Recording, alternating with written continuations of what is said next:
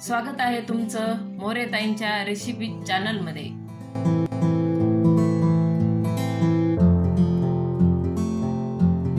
चला तर मग व्हिडिओमध्ये पुढे जाण्याआधी बेल आयकॉन दाबून चॅनलला सबस्क्राइब करा आणि सुरू करा मोरेताईंसोबत आजची ही चवदार रेसिपी बनवायला। नमस्कार मंडळी, आज आपण एक नवीन रेसिपी करणार आहे, पोहे आणि बटाट्यापासून नाश्ता। आता त्याच्यासाठी मी एक अशी मोठी वाटी भरून पोहे घेतले आणि एक असा बटाटा त्याचे साल्ट काढून असं पाण्यात ठेवलाय, असं काळा पडू नये म्हणून। आता त्याच्यासाठी लागणारे साहित्य बघून घेऊ। ही हिरवी मिरची मी अशी कापून घेतली एकदम बारीक, धने पावडर घेतले, जिरे घेतले, चवीनुसार मीठ घेतले आणि कोथिंबीर कापून घेतली। आता आपण हे पोहे भिजून घेऊ। आता हे पाणी टाकून घेते मी पोह्यामध्ये। आधी आपण याला स्वच्छ धुवून घेणार आहे। आता हे पोहे मी असे स्वच्छ धुवून घेतले, तर आता आपण याच्यामध्ये पाणी टाकून घेऊ। थोडे असे पोहे बुडतील असं पाणी टाकून घ्यायचं आणि आता याला भिजत ठेवायचंय। आपण याला थोडा वेळ असं 2-3 मिनिटच भिजत ठेवणार आहे। असं एवढं पाणी टाकून घेतलं। आता आपण पोहे भिजू घातलेत का, तोपर्यंत बटाट्याला बारीक कापून घेऊ। हा बटाटा असा बारीक बारीक कापून घेतलेला आहे मी, आणि आपले पोहे असे भिजत ठेवले होते, ते पण चांगले भिजवलेले आहेत। आता हे बटाटा आपण कापल्याला मिक्सरच्या भांड्यात टाकून घेऊ।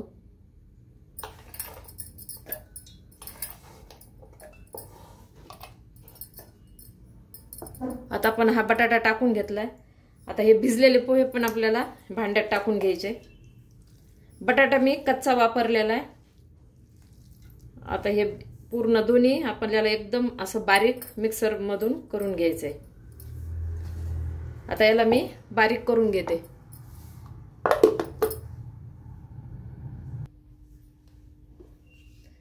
हे आपण पोहे आणि बटाट्याची अशी पेस्ट तयार करून घेतली।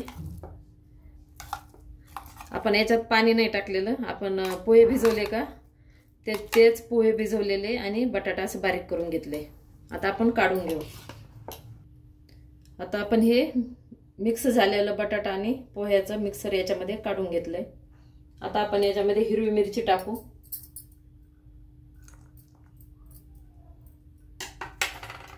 जिरे घेतलेले साबूत ते पण टाकू, धने पावडर घेतले, नाही तर तुम्ही साबूत धने पण थोडे असे आबडधोबड कुटून ते पण टाकू शकता। चवीनुसार मीठ टाकू,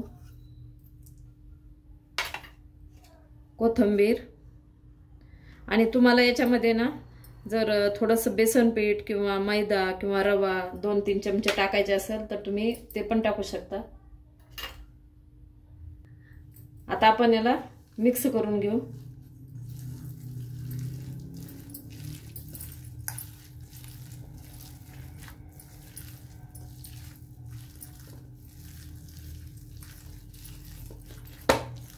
थोडंसं कसं घट्ट वाटत असेल तर थोडा पाण्याचा हात घ्यायचा।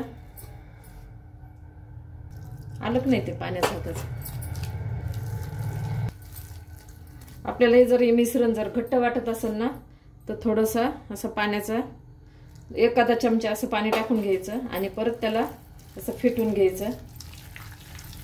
असं चांगलं फेटल्यानं ना हे काय होतं, मिश्रण एकदम हलकं होऊन जाते, म्हणजे आपला नाश्ता एकदम खुसखुशीत होणार आहे।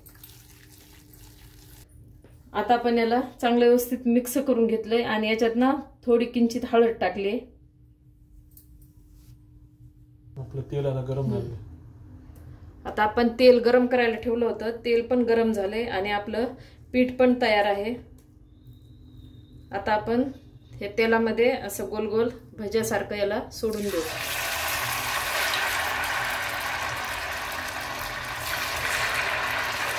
तर तुम्ही थोडे मोठे सोडू शकता किंवा लहान पण, तुम्हाला जसं आवडेल तसं सोडा। खूप छान कुरकुरीत नाश्ता होतो याचा।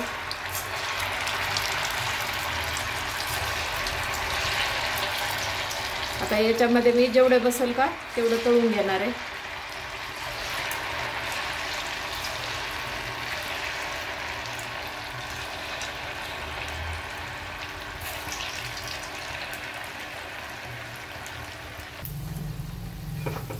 आपले भजे एकदम मस्त तळून तयार आहे. एकदम असे कुरकुरीत झालेले आहेत, छान कलर आलेला आहे. आता मी काढून घेते. आता राहिलेले मी सर्व तळून घेते.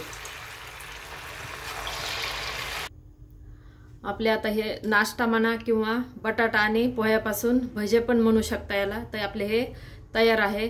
पण याला काय करायचं आहे, आपण तेलामध्ये तळतो का तर गॅस अजिबात कमी नाही करायचा, फुल गॅसवर तळून घ्यायचं. कारण पोह्यामध्ये पण पाणी आणि बटाट्यामध्ये पण पाणी असतं ना, त्याच्यामुळं गॅस फुलवर हे तळून घ्यायचे, म्हणजे अजिबात तेलकट होत नाही.